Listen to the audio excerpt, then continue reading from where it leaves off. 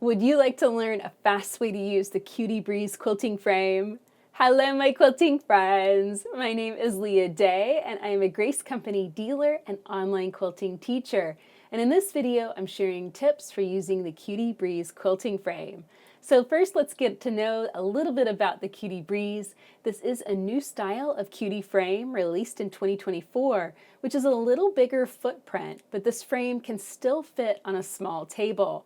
It is a collapsible frame, so you can easily remove your sewing machine, stash it in a closet if you need to.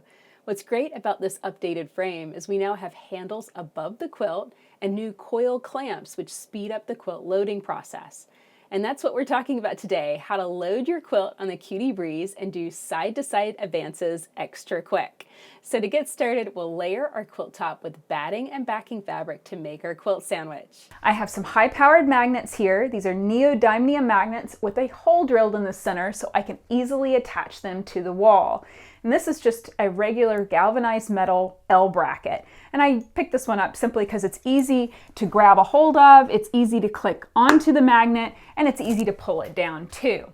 Now, one thing I did was I found the center point of my hoop frame leader cloth. I just folded it in half and I marked that line.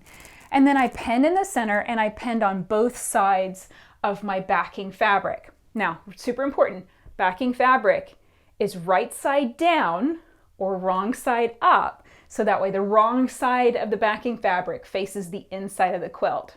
Now let me give you a close-up of what that looks like. Here is my backing fabric.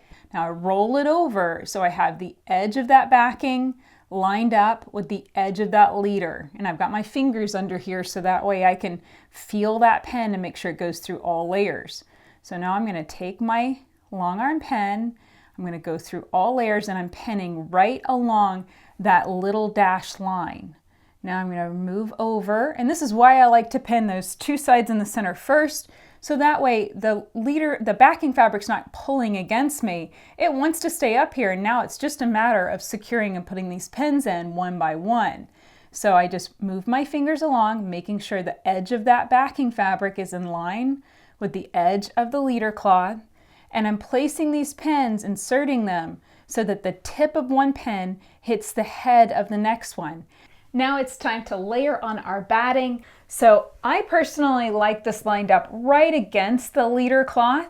And the reason is, as the leader cloth rolls up, those very first few rows that we do on our quilt, they can be a little bit loosey-goosey on our hoop frame. I find when I slip my batting down, I end up with this kind of no man's land of fabric at the top, and it ends up being just a little bit weird and kind of hard to get a good clamp and good tension on my hoop frame. So I found I really like taking the batting right against that leader cloth. And I'm doing the exact same pinning where the tip of one pin lines up with the head of the next. And what's nice is doing this on the wall, I can stab in and kind of scrape the tip of the pen against the wall. Might not be your favorite thing to do, but I don't mind it. And that way, that lets me know I've gone through all layers before I bring the pen up to the surface. So now it's time to layer on our quilt panel. And again, if you're working with a really big quilt, you'll want to take this, fold it in half, find that center point, and line that up with the center point on your leader cloth. And that's the center point of everything, right? Leader cloth, batting, backing, everything. But because this is so narrow, I can just eyeball this, as you can see. Now, when I first got started, I would always line up my quilt top right against that line of pins for my batting. I found after I got stabbed a few times with those pins, I really wanted to give myself a little bit more space. Maybe just a few inches, 2 or 3 inches there. And that allows those lines of pins to get kind of sealed up in the roll as we roll our quilt up to advance it on the hoop frame. Now, something I just thought about as I was pinning across the side, and that was the importance of keeping your quilt straight across and running parallel to your leader cloth edge. The reason is, if you're doing a really wide quilt, let's say a king or a queen, this hoop frame leader cloth is 132 inches wide, so you can do big quilts on your hoop frame and pinning with this method. But you want to make sure that quilt is staying straight across, so that way it's not veering down at an angle, you might end up with some really weird ripples and pleats in your quilt if that happens. So I grabbed a ruler, and a good idea I think initially is just smooth your quilt out so it grips that batting, and that's going to help it stay on the wall. But measure, and I've got 3 inches from my leader cloth to the top of my quilt, and then about every 6 inches or so, grab your ruler and measure it again and make sure that it is maintaining that height. So place your pens further apart first, then go in and pen close together so that the head of one pen is touching the tip of the next. To load your Cutie Breeze frame, slot the leader cloth tube through the arm of the machine and generally get the quilt arranged over the frame nice and straight. We're loading the upper left corner of the quilt first, and this first load is the hardest because of the bulk and weight of the quilt. Now the Cutie Breeze frame has a new feature, and that is bumpers on the tracks that stop the carriage from rolling too far.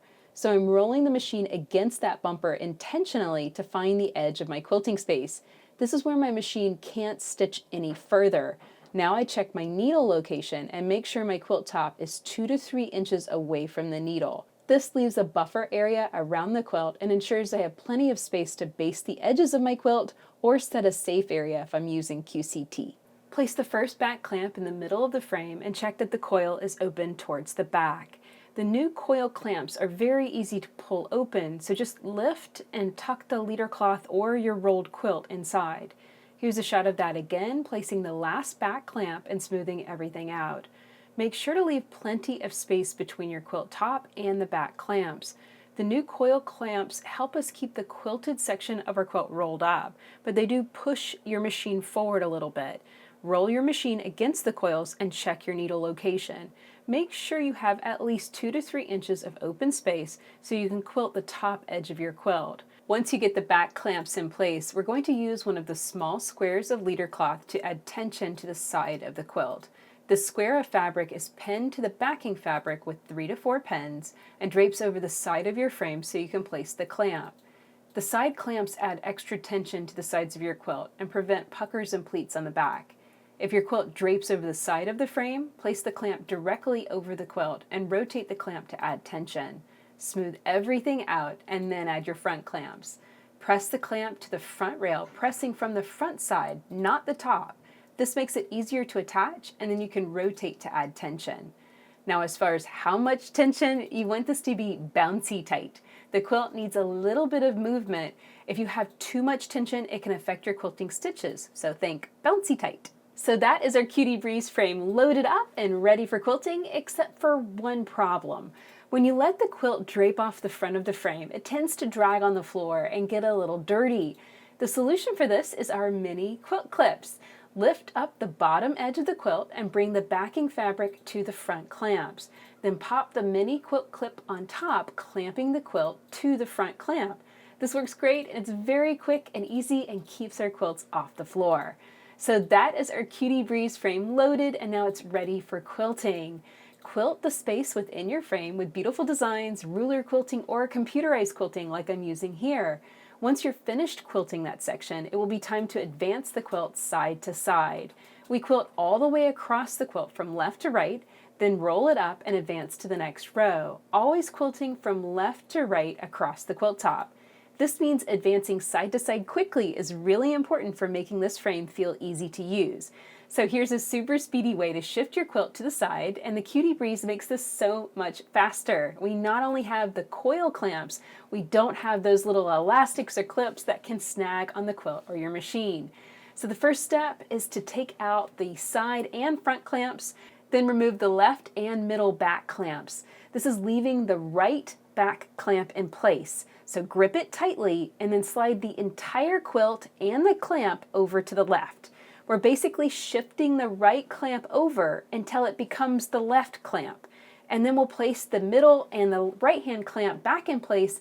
This is shifting the quilt side to side faster because you don't have to fuss with getting the quilt into an exact position.